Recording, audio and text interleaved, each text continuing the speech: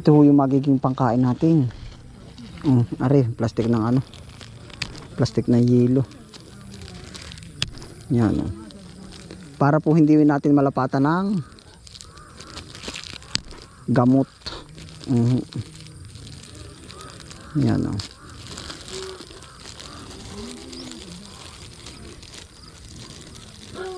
Ariho ay noon ako wala ng pag-asa ay. Ay nasa isip ko yung panahon nga ay may pag-asa tayo pa kaya. Kasi para po bang ano nga hindi na natin binumbahan o kaya meron mga ganito. Pero pagkasadaan po naman ng bunga ay. Aba. Bala po, kumusta na po kayo lahat? Ano po yan? Bala episode ito na po. Update ko po kayo sa ating maisan po. Talaga po namang nakakatuwa. At gawa ng nagbabanta na po yung pagbulaklak. Yan. May bulaklak ng ating mais. Ang ganda po pati at green na green yung pagkaano niya. Pagka dahon. Yan. Medyo may pagkadikit-dikit lang po. At gawa ng may open space po naman sa kabilang part. Yan. Ito na po ang update sa ating mais. Ganda. Lalaki ng dahon. Pabor din po pala sa lupang ari yung mais nga. Na at kita naman ang ganda Ngayon ari po kahit pang konsumo lang natin uli Aba ay nahilig din pala. Yan ang masama. Kaunting ulan lang ay nahilig. Aba. Yun ito dito sa kabila may mga natumba na parang hindi na ako makaka-recover ito. Sayang. Ito na po yung mais Yan po ang kalaban ng mais, yung nabubuhal.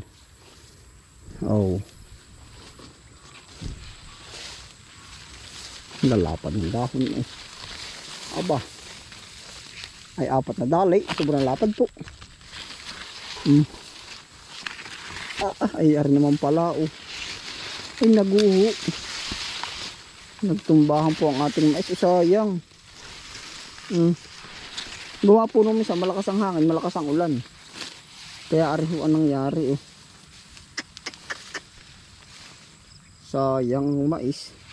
Baka po naman babangon pa parang sa palay din Nagtumbahan Pagkakasayang. Nalaka na ho pa man din ang mga punuan.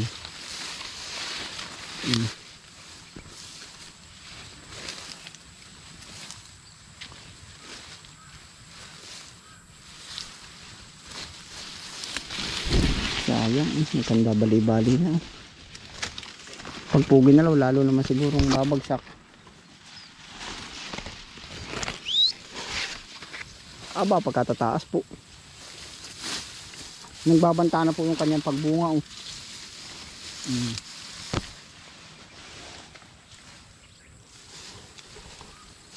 Ito po yung mais na puti.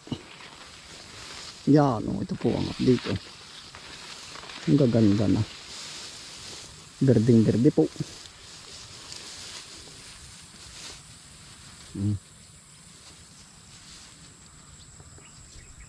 Sayang po ay nagtumbahan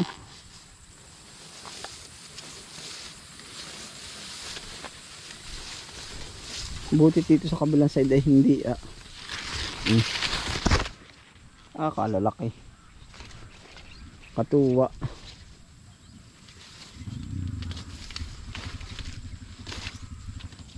Para nahilig din na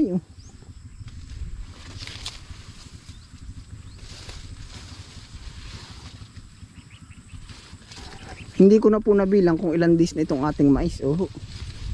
Yan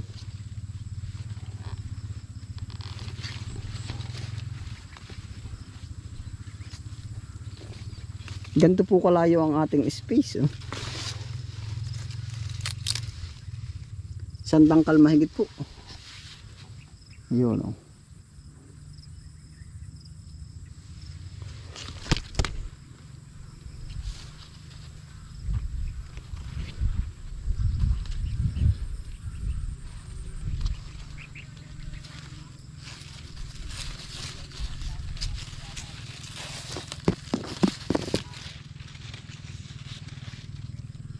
May mga uod po.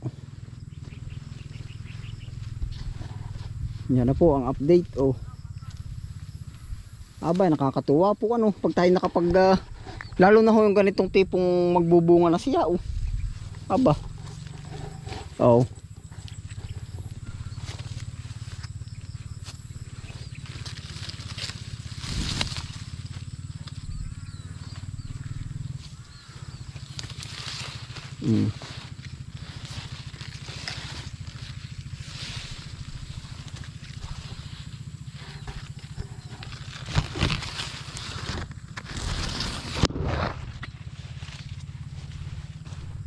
Parang abot po sa ano, parang 1/4 kilo ho yung ating buto na yan. No? Malayo din po naman hanggang doon, banda doon. Tapos po ngayon po naman ay tayo harvest ng ampalaya. Yung pong ampalayang iyon ay yung akala natin wala na pero siya pa rin yung nagbibigay po ng pag-asa po ba at pagkakataon. Yun, tara po. Bali ito na po yung ampalaya natin na nawawalan tayo ng pag-asa pero nagpapakita po naman ng ano, ng magandang performance. Yan ari insekto. Iya, ay tingnan mo ho. Ari atangiya. Tawag po sa ibay latangiya. At saka ho yung manunurok pala ang dami Ay ito po naman hindi na natin ini-spray at sabi ko yung pang sarili na nga lang. Ang gawa ko ho ay aking nilalagyan na lang na supot. Ano ba yung supot? Plastic. Paplastikan na lang ho natin at ito ho yung magiging pangkain natin. Ari, plastic ng ano, plastic na yelo. Yan para po hindi natin malapatan ng gamot. Yan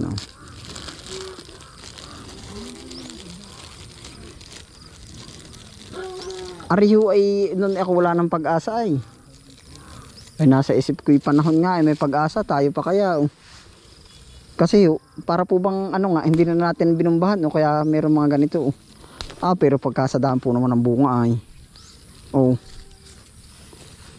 aba yan ang dami po kakatuwa. Harvest rin po tayo.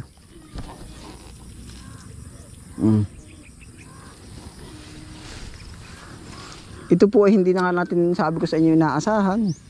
Yan dami naman ng ano, malilipad yan kita po ba ninyo? Ari, ating i-harvest naman mamaya. Pwede na rin pala nating i-harvest ano po. Yan, makakaampalaya na tayo.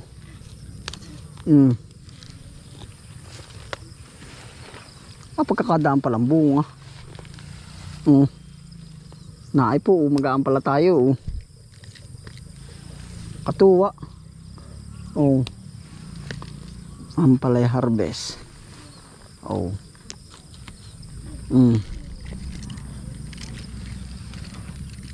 Dami, pati fruit fly, ang dami.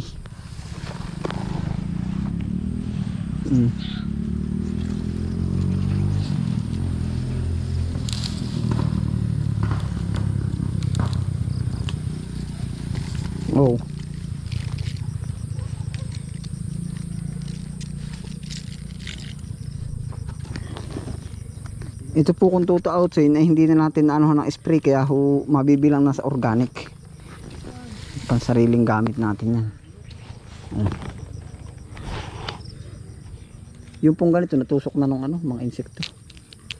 Akin yung tinatanggal natin. Ito po ay nakaka-attract pagka hindi inalis. Nakaka-attract uli. Parang mabango po ba sa kanila. Ayan. Mayroong biko yung hapon. Ano pong tawag na rin sa inyo? Biko yung hapon. Ari po pala napanood ko sa sa Jessica Soho. Ito po pala nakakain. Yan.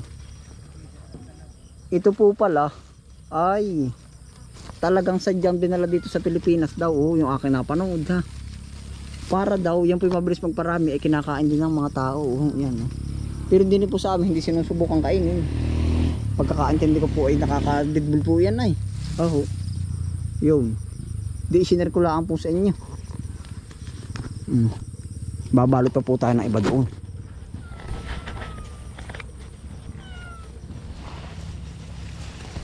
Nain na po ang ating harvest na ampalaya.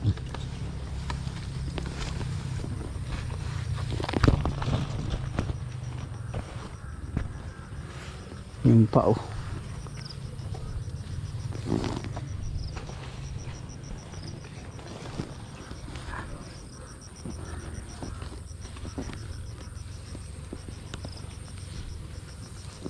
Yan na po yung may mga balot na oh. Aba ay talagang may proteksyon oh. Yan ganito po ang nangyayari pagka may balot. Hindi siya na ano nang manunurok.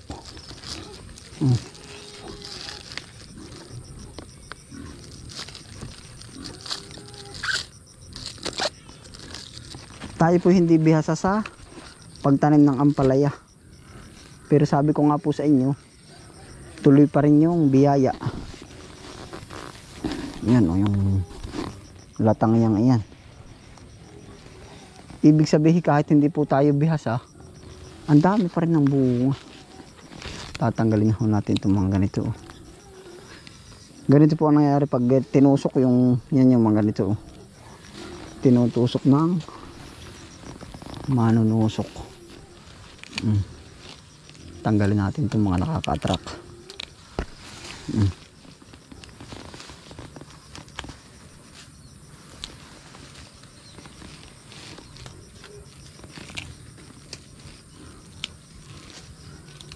Binabagsak na po natin. Ito po sa totoo hindi ko na talaga inaasahan, kaya po ito hindi ko na binibidyo ay. Abay ngayon may nakakatuwa.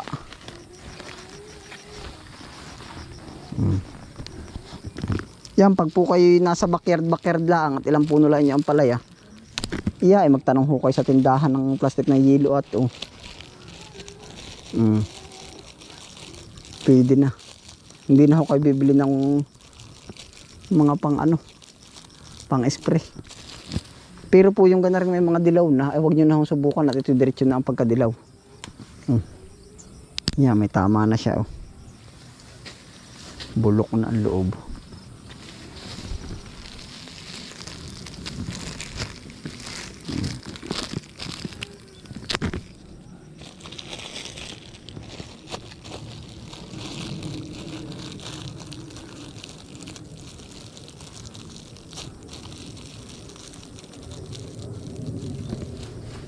Tatanggalin na po natin ito.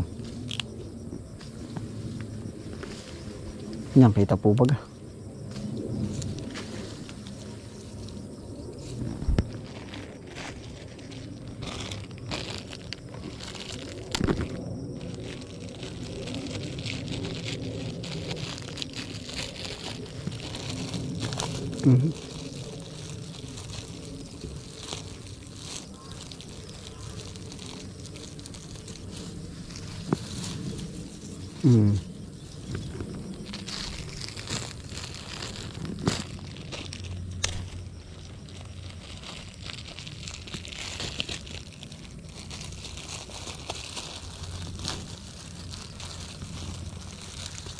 Bagay po panaril lang ay. Pwede na.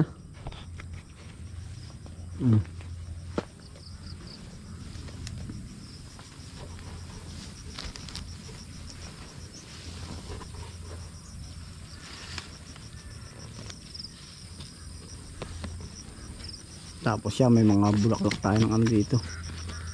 Oh.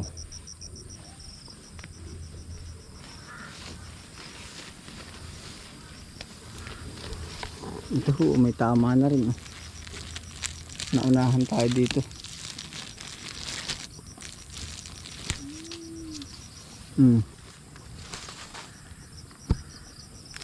Hindi po siya hinog, siya na nabulok na. Oh, ayan oh.